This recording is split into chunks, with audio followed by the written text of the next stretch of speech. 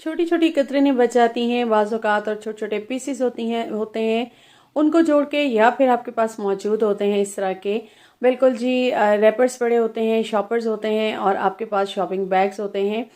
इनसे हम आपको कुछ ऐसे ऑर्गेनाइज़र बनाना बताएंगे, मल्टी पॉकेट्स ऑर्गेनाइज़र, जो कि मार्केट में महंगे दामों मिलते हैं। और इन्हीं कतरनों से हम आज आपको घर पे बनाना बताएंगे बहुत ही आसान तरीके से।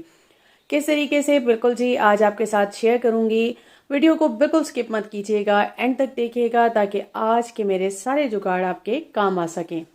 जूते खरीदना और पहनना ही सिर्फ आर्ट नहीं होता, बल्कि इनको क्लीन रखना और इनको बेहतरीन तरीके से यूज़ करना भी एक आर्ट है। और आज आपके साथ इस आर्ट को शेयर करने वाले हैं। बिस्मिल्लाहिर्रहमानिर्रहीम, अस्सलाम वालेकुम। कैसे हैं आप सब? उम्मीद करती हूँ खैरियत से होंगे जी। तो फ्रेंड्स, आज आपके साथ शेयर करने वाली हूँ ज़बरदस्त से आइडियाज़। तो यहाँ पे मैंने बिल्कुल जी पानी ले लिया था, गर्म पानी, और मेरे पास मौजूद हैं शूज़। और घर में ये शूज़ जब हम पहनते हैं ना, तो ये काफ़ी मैले हो जाते हैं। तो मैंने यहाँ पे सर्फ डाला था गर्म पानी में, और साथ में मीठा सोडा, और उसको मैंने बाल्टी में डाल के शूज़ को 15 से 20 मिनट के लिए भिगो दिया। बिल्कुल जी यही होता है कि बच्चे जब शूज़ पहन रहे होते हैं, या आपके बड़े भी पहन रहे हों, तो शूज़ काफ़ी मैले हो जाते हैं। तो उसका यही हल होता है कि इनको नीट एंड क्लीन कर दिया जाए। वरना आप घर पे पोछा वगैरह लगाते हैं तो ये शूज़ ज़ाहिर है मैले होते हैं, नीचे से बहुत ज़्यादा गंदे हो जाते हैं, जैसे कि अभी आपने देखे। और इस तरीके से आप इनको नीट करके पहन सकते हैं, ताकि आपको पोछा लगा हो तो वो बहुत बुरा ना लगे और उस पर स्पॉट्स ना पड़ें। क्योंकि मुझे बहुत बुरा लगता है, इसलिए मुझे लगता है कि शूज़ को नीट एंड क्लीन करना चाहिए। 20 मिनट मैंने इनको भिगो दिया था। उसके बाद ब्रश ले लिया, सिंपली एक टूथ ब्रश लिया, जो कि मैं अंदर से इनको मार रही थी, और बाहर से इस तरह से मैं इनको नीट कर लूँगी। अच्छा, इसके बाद ये मेरे शूज़ थे, बिल्कुल जी इसकी भी कंडीशन आप देख सकते हैं, बहुत मैली हो रही थी। इसको भी मैंने सेम तरीके से पहले भिगो दिया और उसके बाद ब्रश मारा, और ये देखिए ज़बरदस्त से हो गए। क्योंकि गर्म पानी था, उसमें मैंने थोड़ा सा ठंडा ऐड किया। इस तरह से मैंने घर में सबके शूज़ बिल्कुल नीट एंड क्लीन कर लिए थे। अभी आपके सामने है, 10 मिनट के अंदर सबके शूज़ नीट हो गए। नेक्स्ट आ जाते हैं, बिल्कुल जी आपके पास इस तरह से आटे के बोरे होते हैं। मैंने एक ऑर्गेनाइज़र बनाया, और यहाँ पे मेरे पास ये मौजूद था, और इसकी मैंने मेजरमेंट ले ली। तो ये मेरे पास थोड़ा सा ना कम था, मुझे ये चाहिए था 67 सेंटीमीटर। लेंथ इसकी चाहिए थी, थोड़ा सा कम पड़ रहा था। और विड्थ मुझे चाहिए थी 16 सेंटीमीटर, जो कि ज़्यादा थी। अब मैंने क्या करना है, मैंने सबसे पहले तो दो पीस को ना आपस में जोड़ के उसके बाद मैं इसको मेजरमेंट कर लूँगी, ताकि ये मेरे पास 57 आ रहा था, तो मेरे पास मुझे 67 चाहिए। तो यहाँ पे मेरे पास आ जाएगा। यहाँ मैंने 16 सेंटीमीटर की यहाँ पे विड्थ ले ली थी, जो कि मेरे पास आ गई। और इसी तरह से मैंने 67 सेंटीमीटर की जो है वो लेंथ ले ली। अब मेरे पास यहाँ पे पीसीस मौजूद थे, उनको मैंने जोड़ लिया, जोड़ के कटिंग करके उनको भी इसके अकॉर्डिंग ही मैंने बिल्कुल इक्वल कटिंग कर लिया। और अब मैंने इनको अलग अलग ऊपर और नीचे दोनों अलग कलर के रख दिए थे। अब मैं क्या करूँगी कि इसको पहले तो साइडों से सीलूँगी, सेंटर से सीलूँगी, और एक बॉक्स टाइप बना के मैं रेडी कर लूँगी। अब मेरे पास एक और पीस मौजूद है, ये भी मेरे पास मौजूद है, बिल्कुल जी ये बोरी का और राइस बैग का। इसको मैंने डबल कर लिया, और इसकी मुझे जो विड्थ है वो चाहिए थी 12 सेंटीमीटर, और लेंथ चाहिए थी मुझे इसकी 49। तो ये मेरे पास बिल्कुल इक्वल आ गई। मुझे यहाँ सिर्फ 4 सेंटीमीटर कम लग रही थी लेंथ में, तो मैंने फिर यहाँ पे एक पीस को अटैच कर लिया। और यहाँ पे मेरे पास 4 और पीस मौजूद हैं बिल्कुल कपड़े के, इसको भी मैंने आपस में जोड़ के, और इस तरह से मैंने छोटे छोटे जितने भी आपके पास पीस हो ना, नैपकिन्स हो, आप उनको भी जोड़ सकते हैं। तो यहाँ मैंने पीसीस को जोड़ लिया था, और इसके अकॉर्डिंग मैंने रख लिए। अब मैंने क्या करना है, ऊपर मैंने यहाँ रखना है, नीचे रखना है, और उसके बाद सेंटर में मैंने बोरा रखना है, और इसको भी मैंने चारों तरफ से और सेंटर से सिलाई करके बॉक्सेस टाइप रेडी कर लिया। अब ये मेरे पास 3 पीस आ गए हैं। इसी तरह से यहाँ मेरे पास पीस है, बिल्कुल जी ये मैंने ले लिए थे। इनकी मुझे लेंथ चाहिए थी 16, और विड्थ चाहिए थी मुझे इनकी जो है वो मेरे पास आ गई थी 11 सेंटीमीटर। ठीक है जी, 11 सेंटीमीटर की इनकी विड्थ थी, और लेंथ मेरे पास थी 16 सेंटीमीटर की। और ये मैंने 6 पीस इसी तरह से कपड़ा लगा के इनको भी तैयार कर लिया। अगर आप चाहें ट्रांसपेरेंट बनाना है, तो आपने क्या करना है कि इस तरह के ना शॉपिंग बैग्स होते हैं आपके पास, ये बहुत ज़बरदस्त मटेरियल होता है। आपने इसकी बेस लगानी है, और इस तरह से आपके पास ये शॉपर होते हैं, तो इनको आप लगा के सेम कटिंग सेम पैटर्न से आप कटिंग कर लेंगे, और फिर इसको आप जो है इसके अकॉर्डिंग बना लेंगे। अब मैंने यहाँ पे लगानी है पाइपिंग।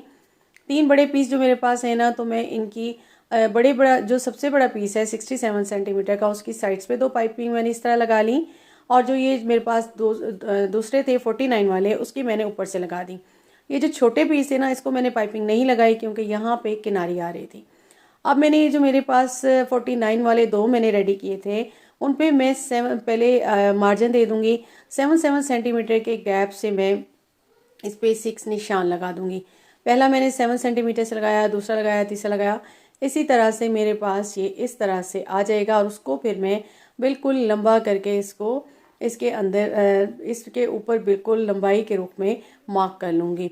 अब ये मैं क्यों कर रही हूँ, मैं इस तरह से पहले फ्रंट पे करूँगी, फिर सेम ही बैक पे करूँगी, क्योंकि जब मैं इसके अंदर पीस लगाऊंगी ना, तो मैं जब इसे अंदर की तरफ से लगाऊंगी तो मुझे बैक से भी नजर आएगा कि बिल्कुल इक्वल लग रहा है। तो मैंने इसलिए दोनों साइडों पे मार्क कर लिया। ठीक है जी, इसी तरह से मैं इसके दूसरे पीस पे भी कर लूँगी और बड़े पीस को भी मैंने इस साइड पे कर लिया।